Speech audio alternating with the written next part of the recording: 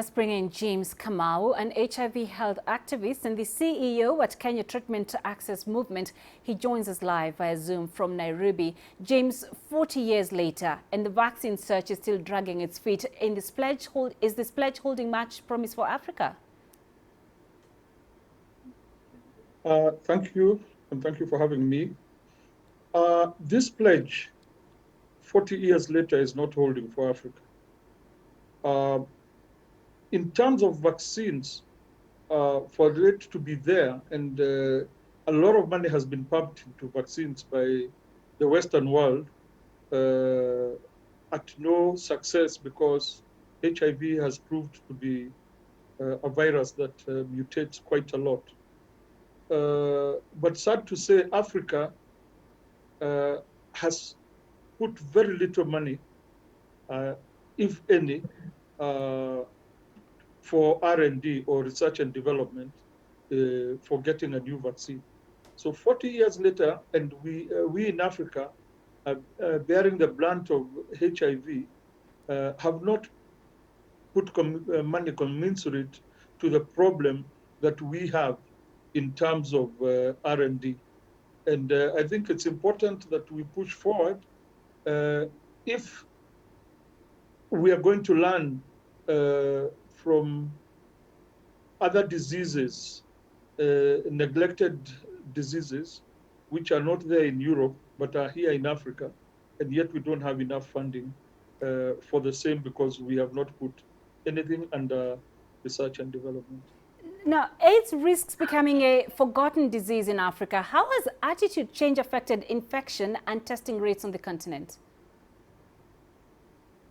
I don't think it is going to become a forgotten disease. Yes, we are doing very well. We have put a lot of people in the 40 years on antiretroviral, life-saving drugs. But the infections, we still have a lot of infections. We still have children being born HIV positive, which in my view is a crime, because no child applies to be born, and there are methods within which we can stop mother-to-child transmission. And I think the only thing we have done in Africa is become complacent, because those who are on ARVs continue living lives normally. So maybe a lot of people take it for granted. And why I say that, for example, in my own country, Kenya, we now have a lot of teenage pregnancies. The girls are more afraid of pregnancy than getting HIV, because the problem with HIV is that it is a long-term disease. That's the way they look at it. Right. So you talk of complacency in the continent. So what does the Africa then need in order to catch up with the rest of the world in AIDS prevention and HIV treatment? Africa needs to own the problem itself, because the largest amount and problem is in Africa. And we don't need to go very far. We have seen shortages of antiretroviral when the manufacturers, basically India and the other European countries, stopped or slowed down in producing antiretroviral due to the COVID issue.